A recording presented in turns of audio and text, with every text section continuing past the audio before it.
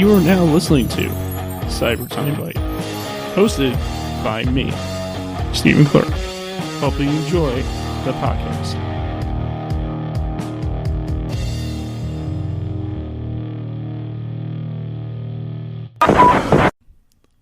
Hey there, everybody. Hello. It's fine. It's your boy Steve, once again for episode 113, not 413. Even though today we're talking about, even though Homestuck is going to be a big part of today's episode, but like I said, this is episode 113, and this is awesome. Today I'm with someone who was in that same exact panel that past guest on this show, Mr. Stray, and past guest Dita Gately Ghoul was on. They were both on my podcast, but now we're with the leader who led that panel. We are here with DarlingCain. Darling Arachnids now, actually. I'm changing it everywhere except for Discord because Discord won't let me change it. But yeah, I was previously DarlingCain. I think for that panel, I went by Limited. I don't know. I had a few username changes over the years. I really have. But that panel was from 2 years ago, so that was 2018. Yeah, I think it was limited because I did. I started doing DarlingCain around late 2018, like December, early 2019, December, January of that time. Mm-hmm. So for that convention, it would have been something different. Do I know exactly what it would have been? No, because I'm a dummy and I forget things. So man, we got to kick it back though. You got to tell me, where did all the cosplaying begin for you? What's your story in cosplay? This actually came up on my Facebook memories the other day. I started cosplaying 7 years ago. 7 years ago? I was a freshman in high school when I first started cosplaying. Yeah. And, I've always been a fan of anime. Ever since I was, 12. And when my friend, who was a senior while I was a freshman, her name was Gabby, she was like, yo, there's a convention here in Lafayette. Do you want to go to it? And I'm like, well, let me talk to my parents about it. And my parents let me go for some odd reason. And I was cosplaying Elle for my very first convention ever, Elle from Death Note. Mm-hmm. And I was wearing a white Walt Disney sweater inside out, so that way it was just pure white. I had to wear it inside out. I was wearing a pair of my dad's jeans with a belt, so that way they were baggy on me. Mm-hmm. And my hair, I didn't even have a wig. I had my own hair. I had the fronts long and the short back short. And I had it teased over. And it was so cringy. I've done Elle since then. And comparing the pictures of Elle to old Elle is just, it's so cringy. But I had a blast. That's where I first found out what Homestuck was. There was a Cardcat cosplayer, which I recently realized was a Cardcat cosplayer, looking back on that day. I was hanging out with them. I was hanging out with some Striders. I think there was a Dave that I was hanging out with for the day. My friend, Gabby, went off, did her own thing, and I went off, did mine. She was cosplaying Misa. I was cosplaying Elle. So we were both from Death Note. But we ended up, just going off doing our own thing. And I found the Homestucks. I didn't know what they were. The most embarrassing part of that convention, since I didn't know what Homestuck was, and I was a child, an idiot, and very immature. Yeah. They had a Mina cosplayer with her trident, and I was like, hey, nice staff. Ha ha ha. I really wish I knew who that person was so that I could apologize. Because that was terrible. They were just minding their own business, and this child's like, hey, nice staff, ha ha ha ha ha, get it? And then just runs away. Oops. But, like, as the con was winding down, and, like, me and Gabby were waiting on my dad, I was sitting with this this Carcat cosplayer who was telling me a little bit about Homestuck, like, encouraging me to read it. And one of their horns broke, apparently, so they had to, like, they clipped the other horn just to the middle of their forehead on their wig. Yeah. And they were like, yeah, I'm a unicorn, ha ha ha. Like, that's, like, the most that I could remember from that convention vividly. Mm-hmm. And this was, like, 7 years ago. And so, if you were that Carcat 7 years ago that put your horn on top of your head, please message me, because I actually really do want to hang out with you, and I know I got your phone number, but I completely forgot it and never, like, lost it. Like, that was 7 years ago. Wait. But... So you had the phone number to this Carcat, but why don't you just call him then? Because that was on, like, a flip phone that I had 7 years ago. And do you still have the number now, though? No. Did you take a photo of it? No. You should have. I was an idiot, and I completely forgot about it the day after, not gonna lie. No, it's alright. Like, I completely forgot about it.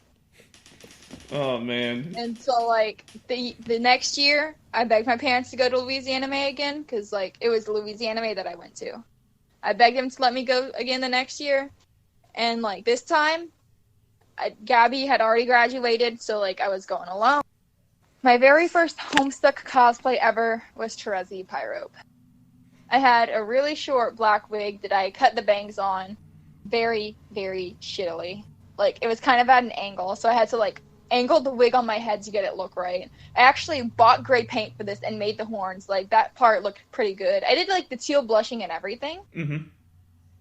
But I was wearing a black tank top that I painted the symbol on, and it was, like, some really weird olive khaki baggy pants that I had.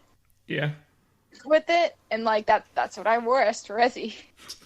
And I wore that with some, like, Brisca glasses that I, like, made myself and was, like, had against my horns. My horns ended up breaking off the headband, so I had to punch the other eye out of the glasses to, like, use them to secure my horns on top of my head. And so, like, that was chaotic. And that was the first time I actually hung out with, like, a group of Homestucks while knowing what it was. That's awesome. So you go from Death Note to Homestuck. Oh, yeah. I mean, that doesn't mean I've abandoned Death Note. Like, even though I've done a ton of Homestuck cosplays, like, I've redone, L, and I've also done, Beyond Birthday. I actually kind of traded L in for Beyond Birthday because I kind of like my murder boy better. Yeah. But I still do plan on going back to cosplay L. Like, I still have, the wig that I, like, my Mina wig that I had. Like, I use that for L. All I do is, like, flip some of the hair over and pin it, and, like, it creates that really nice, like, anime look that he has in series. Yeah. So, like, my Mina wig is literally just my L wig, because I do eventually want to get a new wig for Mina if I ever cosplay her again, because I have to redo her entire cosplay. I have nothing left from it. Do you, when you were, speaking of Homestuck cosplay, that day, when you were cosplaying that Roxy, that day for that panel, when you were just walking around the convention in that cosplay, were there people giving you looks and you were just like, okay, guys, just move along, or, you know, this way, you know, were you like, was it uncomfortable? Was it uncomfortable? I'm pretty comfortable in my own body, so, like, I wear crop tops and shorts a good bit as is. So I didn't feel uncomfortable in that cosplay. I didn't notice any looks at me either, because, like, I was mostly stressed and trying to get the panel to, like, be less of a train wreck than that was. Like, it could have been a lot worse than what it was. I was just trying to not make it a total failure. Mm-hmm. So, like, I wasn't really paying attention to, like, I guess how other people were perceiving me. I did comment under the YouTube video, though, can we get a count of how many times Roxy has to pull her shirt down? Because I've had to pull it down so many times. Yeah. Like, I need to remake a new Roxy shirt. Like, I love the design that I had on there, which I got off of Google, so unfortunately I can't really credit the artist who than those fancy, because there is an artist that did like really fancy versions of the kids' signs. Mm-hmm. So like, unfortunately, I can't credit that artist because like that was a really fucking amazing, kind of hyper realistic version of Roxy's cat on her shirt. Mm-hmm. And so I really like that design, so I'm going to try and put it on my next shirt. Maybe not. I'll see how lazy I am and if I want to like do transfer paper or paint it myself. But eventually I'll make a new Roxy. She's just not really my priority right now. But as far as like feeling uncomfortable in her, I'd say like not really. I've worn an entire cat suit before for the sake of Homestuck. I want to be wearing another cat suit for the sake of Homestuck, but this time with less fabric on it. Mm-hmm. But it's really not a big deal for me. yeah, but I'm saying like people like when I mean like because obviously you watched through the con in that cosplay and in the panel. I'm talking about like there weren't people like staring at you or whatever because like you know you're Roxy and it was a different kind and all that stuff. You weren't getting like weird looks at you during the convention, right? Oh no, this was like a time period where like not a lot of people knew of Homestuck except for really the people that came to. So not people weren't like, oh my god, that's like a totally different kind of Roxy. Like people were like, oh, look at that person there. I wonder what character they are. That's like.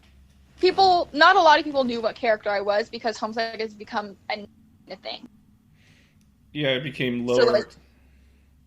So like character-wise, I didn't really get a lot of like stares about that. That's good. Because I like the cosplay. You did a great job on it. Fun fact. For that panel, I was supposed to be Rose for the first half and then Roxy for the second half. I literally had my change of clothes in my bag to do it, but because they put the panels back to back without a break in between, I wasn't able to do that. Because some of my panelists were supposed to be we're supposed to be the beta trolls and beta kids, and then we were all supposed to change into the alpha trolls, alpha kids, save for the people who came already as the alpha trolls, alpha kids. So that's like that kind of threw a really big wrench in our plans. Mm-hmm. So that's why the panel was just like a mix of alpha and beta. So because we didn't have time to go change. Yeah, that's fine. But like, no, I mean that's such a tight thing. But like, I want to ask like, how's the lead up like? What was the process of? I know I'm talking about this panel a lot because you know this is where I figured out about mostly all of you guys. But like, how was the process like from start getting this panel and getting everyone and then doing it? Like, was it like oh the starting is going to be pretty cool and getting everyone's going to be hard, but this panel is going to be really good, or like step me through. So the way I set panels up, basically, like, I apply for it at the convention, like, online, like, at their website, and then I go, like, yo, I've applied for a panel for Homestuck. Does anyone want to be on it? This is the general idea of what I want it to be about. Then people message me, and I mark them down as characters and whatnot, and then usually I get approved for my Homestuck panels at MechaCon. Like, I've worked with them for years at this point. I've put in a panel, like, after the deadline, and they let it through because, like, it was one of my Homestuck panels. Yeah. And so, like, that's how well, like, I'm in with these people. And I love the crew of MechaCon so much. They're, like, really amazing and really sweet. But, I basically just put it on Instagram, like, yo, doing a Homestuck panel. Here's the basis idea. Here's the characters that are already taken. Because I do talk with it to Misfit Stray, actually, and my friend Sierra, my friend Bob, who goes by the Paradox Turtle on Instagram. Mm-hmm. Me and those two have a group chat together. And, like, I'll talk to them, like, yo, because we actually have a group that we're planning for MechaCon's ball next year. It's going to be a Homestuck group, and, like, it's a little thing that we're doing. We're doing it for the ball, and it's also going to be a little photo shoot we're doing. I don't really want to go too much into it because I do want it to kind of be a surprise. Yeah. For, like, it's going to be surprise content, so that way I get a lot of clout. I'm joking. I don't ever get clout, but so I talked to them about it, and I'm like, yo, we're doing this thing, and usually they're like, okay, well, we're definitely in on this. These are obviously the characters we're going to be, because usually we kind of have set characters that we like to do, and so we just kind of fit together and then fill in the blanks. But this year is going to be a little different, because I need to go actually to that panel. I'll do that later. We have until next year anyway. It got pushed back. But I have a very secret idea for the panel. Only a handful of people know about it. And that's like the people who are going to be on the panel so far. Yeah. And I am going to say about it is that it's going to be Condi and the Grand High Blood being super, with myself as her Imperious Condescension and my aforementioned friend Bob as the Grand High Blood. Now, I am going to try and get Misfit Stray to be on this as like one of the contestants, I guess I could say, as one of the contestants for this panel. And, like, I'm going to have to obviously try and find other Homestuck cosplayers, which I'm going to reach out to my friends first that have done panels with me before. Like, the Dave that the car cat was sitting on. Mm-hmm. That is, like, my friend Chelsea. They are from out of state. They usually fly down for the convention. And, like, they're another one of my friends that I only ever get to see at MechaCon. So I'm going to see if they would like to be on the panel as Dave again. I'm going to talk to my friend Quinn, because they've cosplayed Cronus for me in the past whenever I was a fairy. If you actually... That same person who did the... who videotaped the panel, if you go on their page, the more, she'll find, like, the meetup, the Fairy and the Cronus that are, like, just jack shit doing nothing. Yeah. That's me and my friend Quinn. Like, I love them to death. I still actually have that fairy skirt, and I'm staring at it, and I'm wondering why I didn't throw it, because it's very short. Wait, I could actually use that now. Well, I have... But, like, I usually reach out to my friends who I've done panels with in the past before I open it up to the public. Mm-hmm. Just that way, like, since I've worked with them before, like, if they do want to be on it, I'm obviously going to offer them, like, yo, here's the thing that we're doing. If you want to be on it, let me know. I haven't opened it up to the public yet. Because, like, y'all, they've worked with me for so much in the past on projects like this, and it's just a nice thing to do with your friends, I guess. I completely lost my train of thought on that. No, it's fine. I mean, like, I'm the same exact way. I mean, like, if I lived near you, or if I were ever to come down there for a con, I would totally want to be part of your panel as Equus, because I cosplay Equus. And that would be fun if I would make it down there to join in one of your panels, which will probably not happen, but it would be cool. Okay, come to MechaCon Omega. This next MechaCon that they're having is the last MechaCon that they're hosting. They're not hosting any more after this. Come down, party hard. Let's make this panel more of a train wreck than it's already going to be. Because, like last year, the secret thing about this year's panel, it's also going to be rigged. I'm going to rig it to fit whatever endings I see it. Because it's going to be multiple stages. It's going to, like... I say multiple stages as, like, it's going to be stage 1, stage 2, stage 3, like, not actual stages, but, like, that you stand on, but, like, planned stages. Yeah. So, it's going to be, and this style of panel I was in before as me. Back when Homestuck was still really big, because it was in the biggest panel room. Yeah. And I believe it was for Louisiana when they changed locations one year. Baton Rouge. I really don't remember. I just remember I was Mina, and like weeks before they were like, yo, do you want to be in this? Since you're like the only Mina they have, and I'm like, why not? And so they sent me the material I needed to go over and whatnot, and like kind of prep for And like whenever the panel came, it was like, okay, I got this. And it's a really simple format, but it also requires like just the smallest bits of audience participation while still engaging with the audience. Like it's minimal audience participation, but maximum audience engagement, which is like really what's needed for panels nowadays, especially stuck. But I am going to be doing more than just Homestuck panel next year. That'd be cool. Like I am going to start branching out.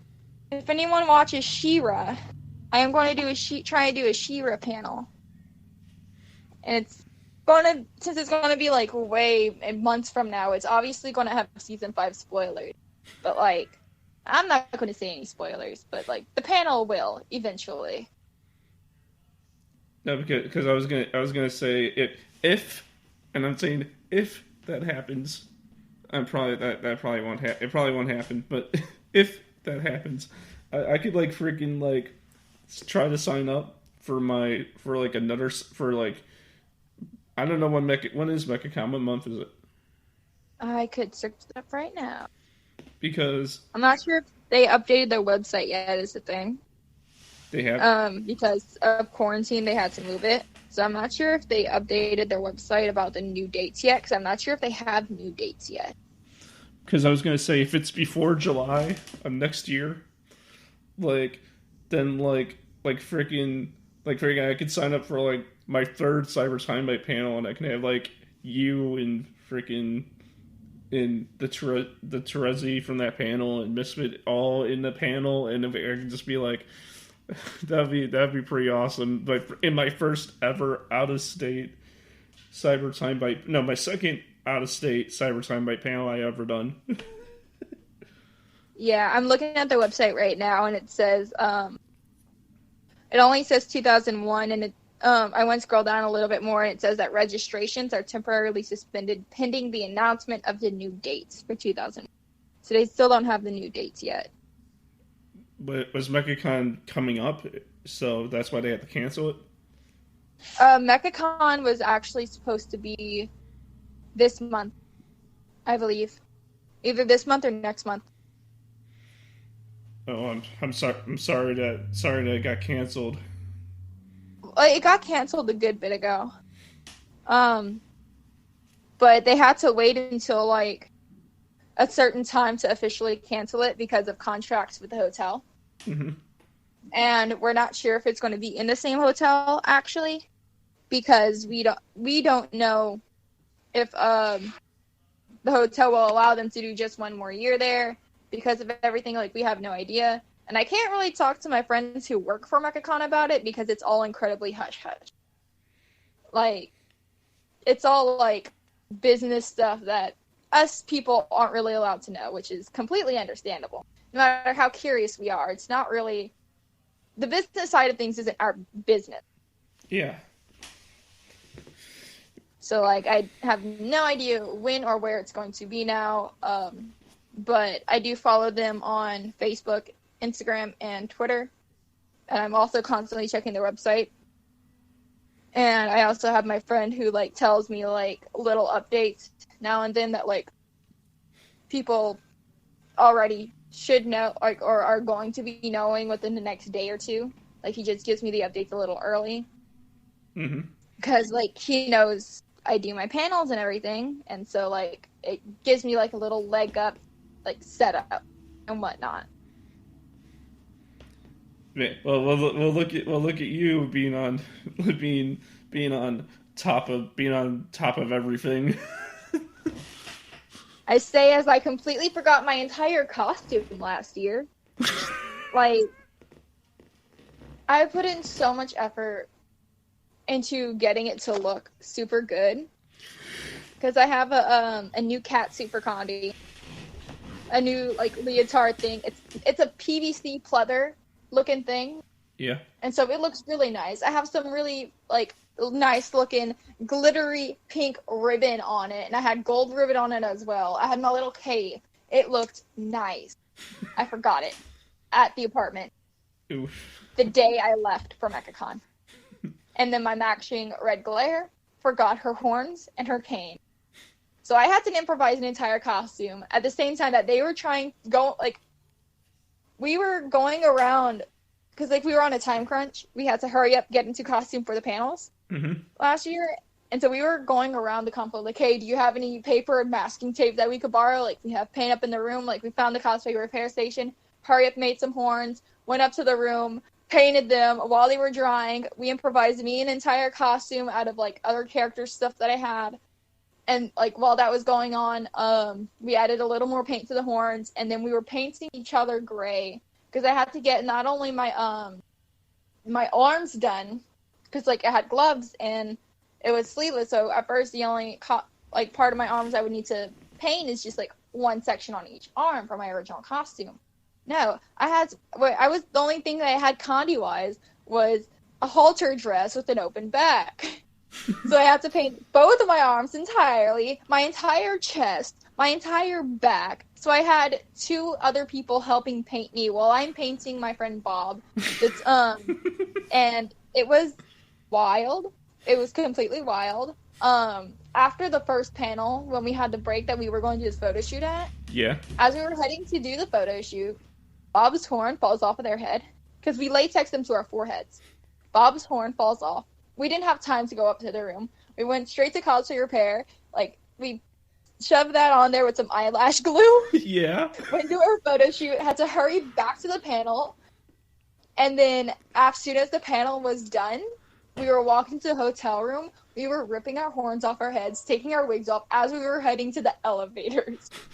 Like, we were done with Homestuck that day. Like, it was such a mess. It was so chaotic, which honestly, I walked into my room after we got back from the convention and everything, and I looked over to where I put my costume, so I knew I wouldn't forget it.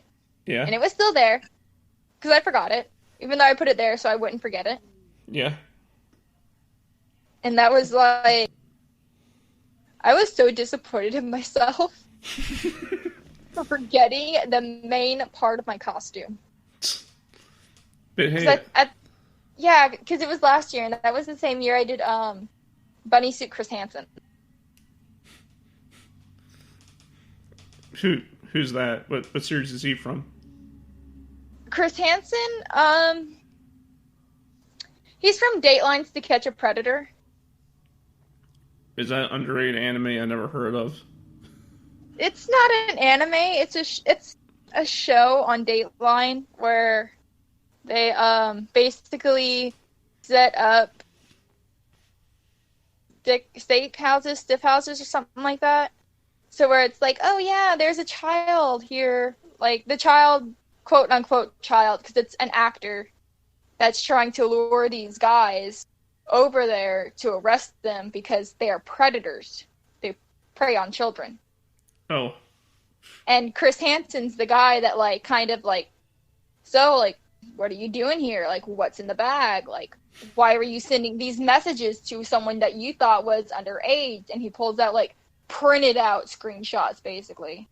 Like, he's the pedophile slayer, and I love him. But I wore a bunny suit as him last year. It wasn't for very long because I was getting tired. But, it was hilarious. No, when you were explaining, like, you and your friend, like, literally ripping off your wigs and your horns, like, literally getting to the elevator, I could just see it just, like, ugh, you know, just, like, some guy, like, action movies are ripping off your horns, ripping off your wigs. It's like, I am doing homesick today. Just, like, as we were doing it, some, like, older lady cosplayers just like, I feel you. Like, they didn't say anything, but, like, they looked at us and gave us that looks, like, they understood our pain. Maybe not our exact pain of being homestuck, but, like, the pain of, like, just wanting to get out of a costume now. What, can I, if it's alright, could I tell you my panel experience? Hell yeah. So, my very first panel I have ever done was last year, and let me for a little just for a little back history, I've been going to con since 2015, and I only did my first panel last year. And damn. And I went there, and it was DaishoCon 2019, obviously. It's a con that happens in Wisconsin in the Dells, and it's at Kalahari, so you know how that is. And so it was my Cyber Timebite panel. No one showed up besides the people I roomed with, and people that were friends of the people I roomed with. And it was very small. Yeah. I did my second ever panel ever at Count Out Delete the next month after in December in Rosemont, which is where Anime Midwest and Count Out Delete and those kind of cons are held. That's like our version of like the convention hub for anime conventions here in Illinois, pretty much. Yeah. And I did my second Cyber Timebite panel where I had two of my friends on there, and one was Homestuck and one was Voltron, and I was my OC. And it was kind of like your panel where it was like fan interaction, but except it was kind of toned down a lot. So like the dial was like on 3, so yours was on 11.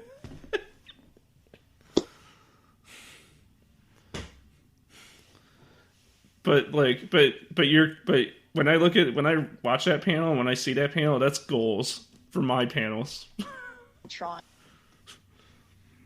What?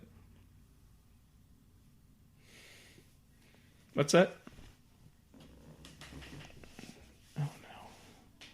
Foxy wig. That was. There's like just slightly adjusted. Wait. But like at the time, that was literally the best I could. But if I could go back with some of the stuff that I have now, I would have made it so much better. Because to me, that was a cringy train wreck.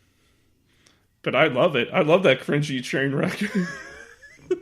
Honestly, that's what Homestuck's all about. Just being a cringy train wreck.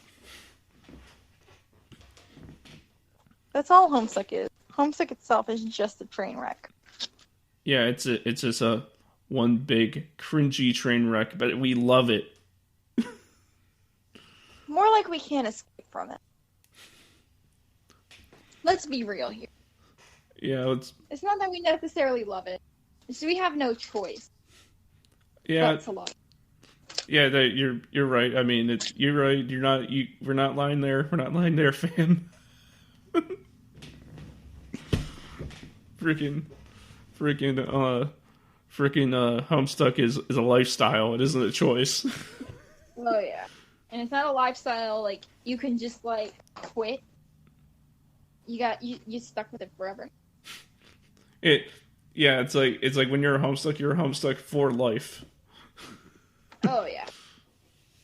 So for my Condi cosplay and my Peishi's cosplays in the past, yeah, I've always had like different types of ear fins because they would always break. Yeah. But I'm pretty sure that like I have found a type of ear fin that should last good. It's not like I'm hot gluing anything together, like gluing anything together to where it could like fall apart or anything. And I've made a single test of it, and so far, like, it's working really well, and it's posable, too. Yeah. I have a posable fucking ear fin. It's just the one that I made as a test is a little small. I have craft wire and packing tape, and that's pretty much it.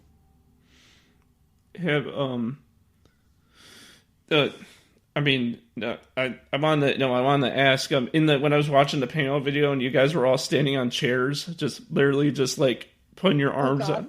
Like, what was that? Like, why were you guys all just doing that all of a sudden? We were T-posing. I forgot the reason why. I just remember like what we were doing was T-posing to assert dominance because it was a meme at the time. Yeah. And that's it. So we were T-posing to assert dominance. That's just. I was on the chair because I was trying to assert my most dominant. That should be framed and no, that should be printed out, framed, and be called Mount Homestuck. Oh yeah.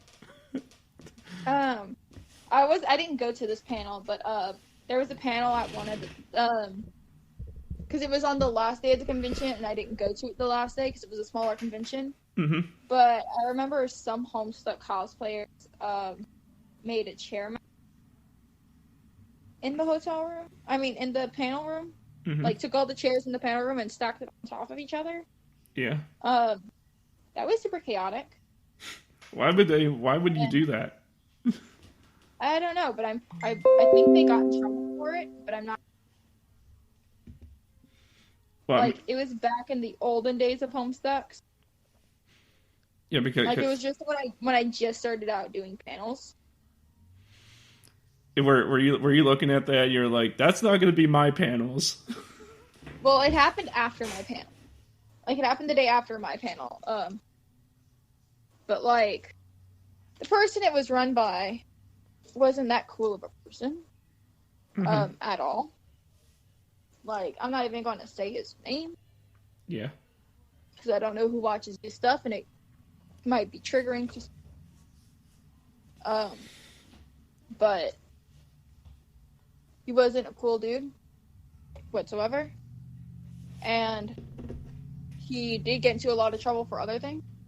And so I'm just assuming he also got into a lot of trouble for that. Well, he was trying to probably trying to look cool in front of everyone so he didn't cramp his style. Oh yeah. Most definitely he was trying to look cool.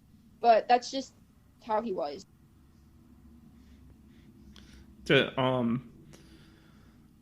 What cons have you been to outside your own state? The only con I went to outside of my own state was PAX South in San Antonio a few years back. That's because, like, my friends invited me to go with them and was like, yo, we have a hotel room and everything. Ride with us. The only thing you have to pay for is your pass to get in and everything. Like, it was a little pricey, so I only got like a 1-day pass. But that's the only convention I've been to outside of my state, and it was a really good experience. But would you want to come to like Anime Midwest or Con Delete? Oh yeah, I definitely want to go to more out of state cons.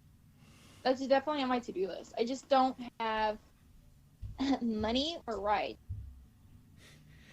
No, and I don't. Oh, sorry, I didn't mean to cut you off. You're good. But like you, Misfit, and the Terezi should just ride together up to Midwest, and I could have that we could like then like I could have you like if you guys want, you guys can come into my panel and you guys can be in my panel and like you can guys run your panel here.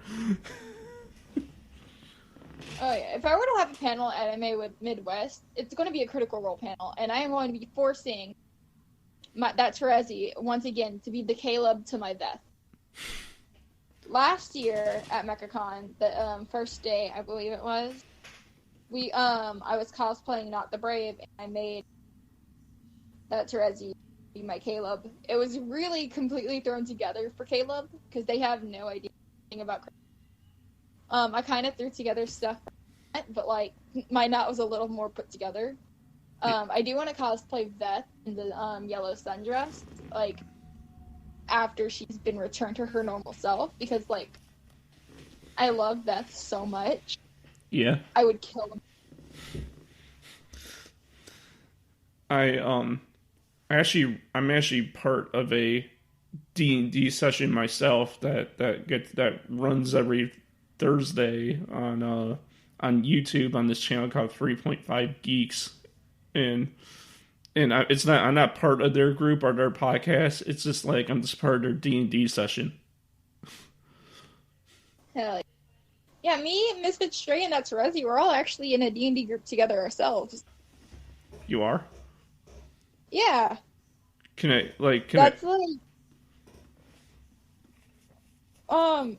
DM is like one of my favorite people in the world, and they were like, does anyone, well, at first I was like, yo, I'm gonna be DMing a thing, does anyone want to join? And like, they all wanted to join.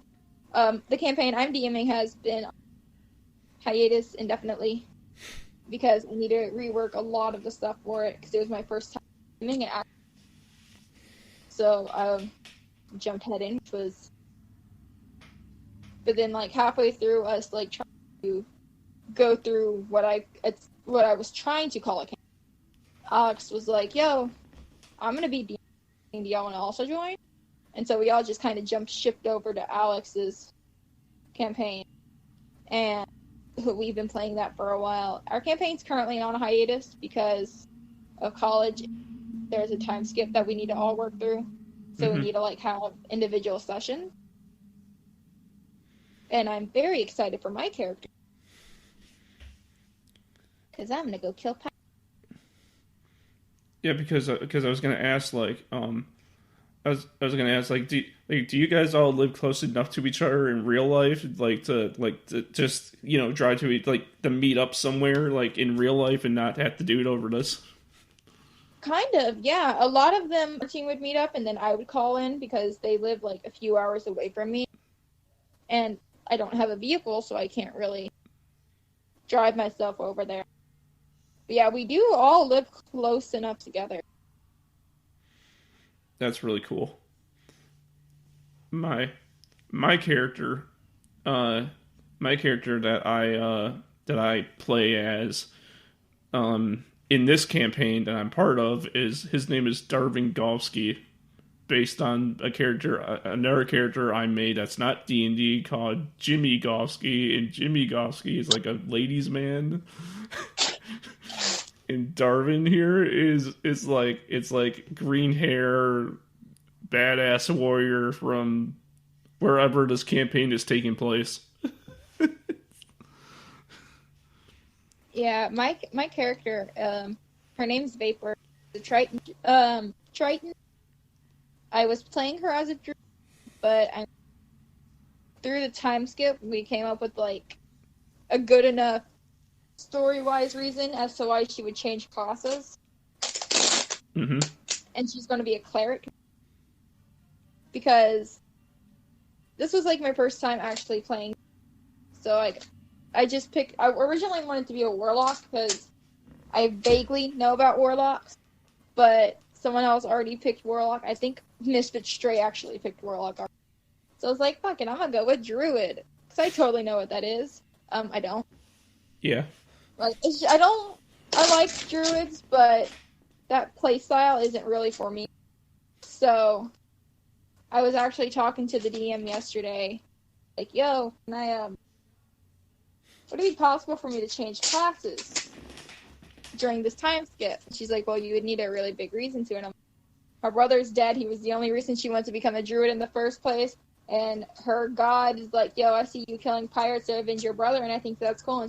And Alex was like, yeah, sounds good enough. Fuck yeah. Now I get to be a cleric. So lately I've been researching clerics to like get it all nice and done. Because I do like the idea of cleric better than I liked my character being. It's just, not that it's just a lot better story-wise, because it definitely is a lot better story-wise. Mm-hmm. But I feel like Druid didn't fit my character and her personality and everything. I just picked Druid because it sounded cool at first, and I was an idiot who knew nothing. Yeah, that is really cool, because I wanted to ask if it's okay with you and hopefully with the other two, that like. Would you guys want like do you think like all four of us could like try to start up like our own campaign, or are you guys already busy with your campaign as well as mine?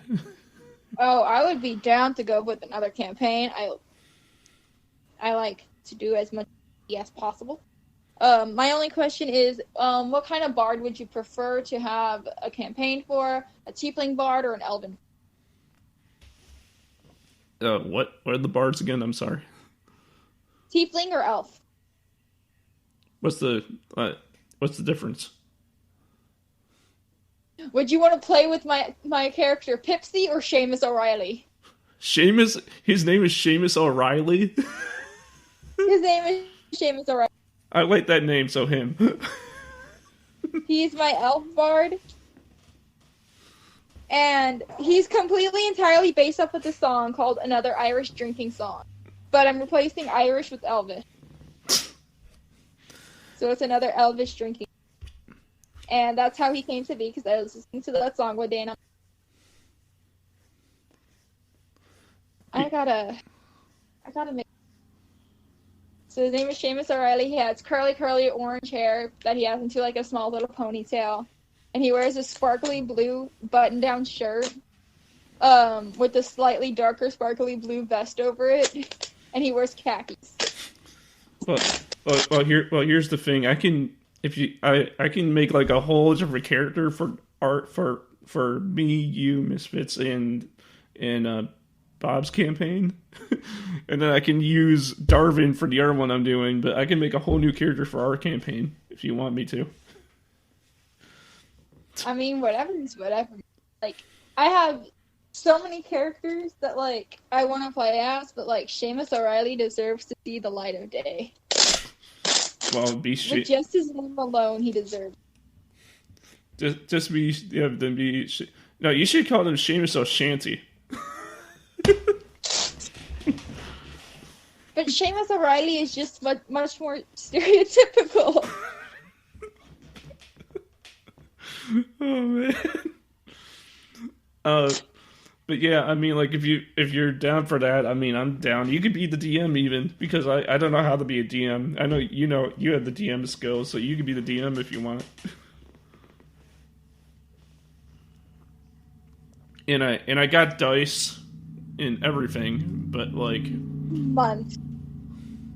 What? Well, I mean, I can learn how, and then we can do it that way. Heck yeah. But the thing is that we would have to do it for this or something else, because I don't live close enough. I don't live near any of you guys, so we can't do it in person. Yeah. Well, since quarantine, we've been doing our other sessions just over Discord, and that's how we started doing our sessions, was over Discord. Until they realized, like, wait, you go to college here, I go to college here. That means we must be close to each other. And then they started meeting in person. Yeah, so we started out over Discord. That's really cool. Because I was going to say, I know this website for D&D. It's called D&D Beyond. And when you make an account on there, and unfortunately... I prefer Roll20 to D&D Beyond. Just because Roll20 has, like, a good bit more content, and you could have like visual maps on there instead of just your character sheets. Because I have an account for both. Oh, you do? Like, yeah. I actually voted for Sam Riegel in the D&D Beyond President campaign. I just know about D&D Beyond. I didn't know there was Roll20. I thought there was just D&D Beyond. No, there's Roll20. You do have to pay for stuff on both of them. But Roll20 just seems a lot more put together, because you can have everyone's character sheet on there, as well as everyone looking at a live map that you put on there. Like, we've played with Roll20 before. Like, I played with D&D Beyond before, and Roll20, and I honestly prefer Roll20. Because it's a lot easier. Like, if D&D Beyond were to put, like, a map mechanic on there to where everyone in the party could, like, see the map live, that'd be great. But like D&D Beyond's really only good for character sheets, in my opinion. Mm-hmm. But you also don't have a lot of freedom for that, whereas for Roll20, you can put any race in any class in your character sheet without having to buy the material first, like on D&D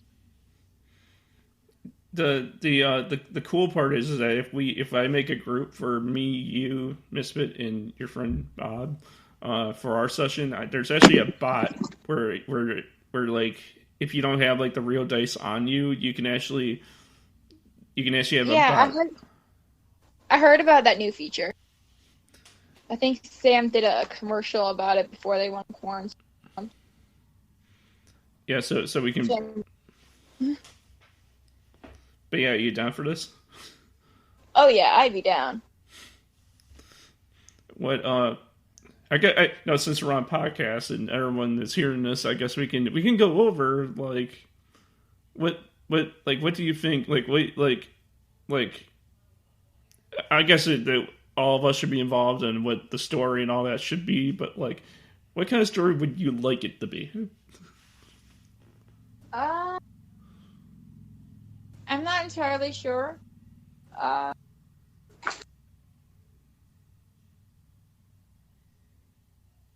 have no idea. Because what if you actually made like a Homestuck character, a D&D character?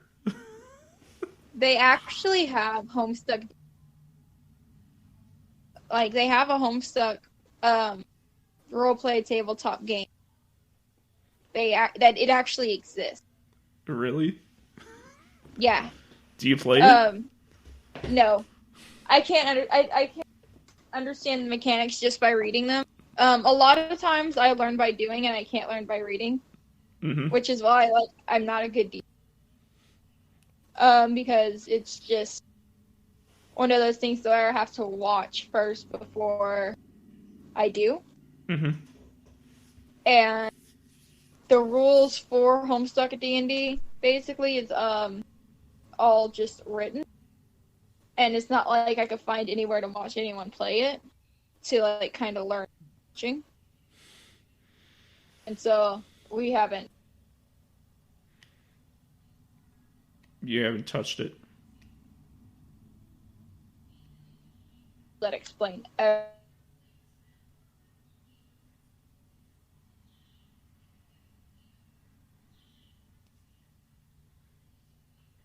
So I can't. Just like I have. Yeah, so you haven't touched it really then? Nah. So, but I would low-key want to do a campaign with everyone as like Tritons or some shit and like have a completely underwater campaign or like a mostly underwater campaign because that just sounds like really cool. Like an underwater campaign? Something like that. I don't know. I feel like Tritons deserve more attention because I'm finding out that they're really cool because like my character Vapor, she's a Triton. And I love her so much. And Tritons deserve. But like, there is a homebrew race that like I've been kind of having my eye on lately. Yeah. That like I kind of want to like make a character with, but it's homebrew. So like, I'm not like. It's homebrew. But it's the Arachnes. The spider people. Yeah.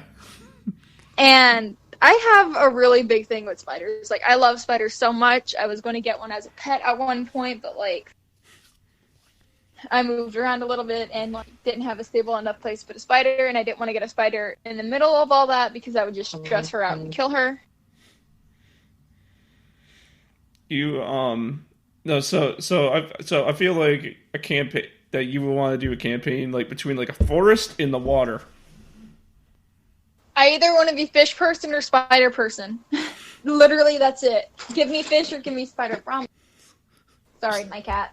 So I'm guessing if we go with some kind of water campaign, if I decide to be a human, which I probably won't for that, I would have to be in a submarine. It'd be like and have like the little thing on the inside that goes like ding, ding. Maybe.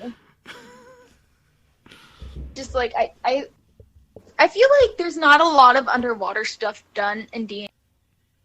Like not a lot is focused on like the ocean aspects of D&D, and it's just, I feel like it deserves some attention. But at the same time, I want to be spider. And that's the Verska Kinney in me saying that. I want to be a spider. Be a water spider, like, then. There's I play a lot of Elder Scrolls Online, Skyrim, Oblivion. Like, I play a lot of it. It's, like, mostly my life. Yeah. But, there's this character in the entire series, in the franchise. She's a Daedric prince, so she's like an all-powerful being. Her name is Mephala. She's the god of lies, sex, and murder. And she is part spider. And I really want to cosplay her and like make a giant spider butt that opens and I could put snacks in so I could tell people to eat my ass. Oh, and then I just open my butt and hand them snacks. Oh no.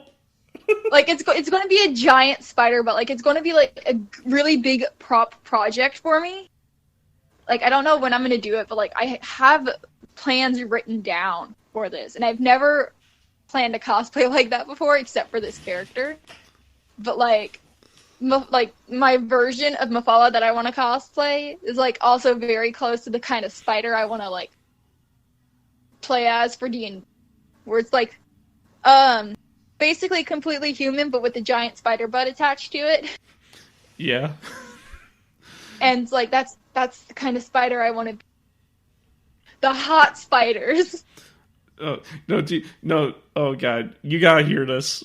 Oh, so that concept that you were just telling me, when I was at Dice Show this past year, there was a hotel room that literally was called with literally like man, I feel bad saying this, but like it was a butt eating party. Oh damn! There's like I had a friend who I had on this podcast who actually saw it, who wasn't in the room but saw it walking by, and supposedly there's like people in the circle cheering them on in the room, and there's like loud music and lasers and lights in there. Oh my god! I think I heard about that. That's like one of the. Wasn't that? I think I heard about that just through the internet, because there was a lot of stuff at that convention that went down. At Dice Show this past year when I was there. Yeah. Oh, okay, never mind. And it was another convention I'm thinking of. I should just send you like the articles in the news about it. Oh no! It was just crazy. It was crazy. And on top of that, at Anime Midwest last year, there was like people that were drunk who literally punched a humongous hole in the wall of the hotel last year. Oh, damn. Yeah. Someone that I had the unfortunate opportunity of knowing, at one of the MechaCons, put knives in all four walls of the hotel room, the ceiling, and the floor. Why? No one ever found out. No one knows why he did it. People found out what he... It's one of the reasons leave that particular hotel. Or it was, like, rumored that was one of the reasons MechaCon had to, like, switch hotels. Because of the violence? Because the destruction to hotel property done by one of the attendees. That's terrible. Oh, yeah. I am surprised that Anime Midwest hasn't changed menus at this point, because someone punched a giant hole in the wall and people were praising it. Yeah, that's not okay. Like, people, you shouldn't damage your hotel room and hotel property if you're at a... I mean, did you see that on the internet when that was getting memed around? Like there's the giant hole in the wall was getting memed around? There was a lot of stuff that got memed around. I can't remember all of it. I have like terrible memory to begin with. It was bad. I forgot what happened. I think someone told me what happened, but like I forgot what happened, and I think they got in trouble for it, obviously. But still, they're still willing to host at that hotel, so. It's happening. Well, it's not happening this year, probably. I mean, they haven't said it yet, yeah. But it probably ain't going to happen this year. Yeah. Oh, man. Well, let's see here. We've been going for an hour and 2 minutes. Oh, damn. I had so much fun talking with you, though. You're an awesome person. You're awesome. Thank you so much for having me here. No problem. You're, just like you're, just like I said, the Misfit Stray on the podcast. She's awesome to talk to on this podcast, and an awesome person. And same are you. Thank you. I am a train wreck disguised as a human. That's why my panels are all train wrecks, disguised as panel. Train wrecks. Oh man. Well, let me do my outro, and I'll let you do yours. So I don't have an outro, so you go on. So thank you everyone for listening to Cyber Timebite 100 episode. No. Thank you everyone for listening to Cyber Timebite episode 113. You can find me on Facebook at Cyber Timebite. Follow me on Twitter at NostalgiaVamp. Buy my merchandise at redbubble.com, where even that the spork is the most powerful of them all. You can find it under Crash Steven Gear on Redbubble. I have sporks up the yin yang because sporks are the best. How about you? My Instagram and Twitter are both Darling Arachnid. Like arachnids as in arachnid, like whatever Briska's and Homestuck's handle is. It's just Darling Arachnids. I don't have any merch to plug, but if you want to buy me shit, I do have links to my wish list in there. So if you want to like feed my dice addiction, go right ahead. Dice addiction. I have so many dice. Like I really do. And I just got a new pair in yesterday because I completely forgot I ordered it months ago, and my friend came and dropped it off. That's awesome. That really is. It was supposed to be pink, but it's blue. Like, I ordered a pair of pink sparkly dice. My only pair of pink dice. And they sent me blue. But yeah, thank you everyone for listening to this awesome episode. Check her out. Check out my stuff as well.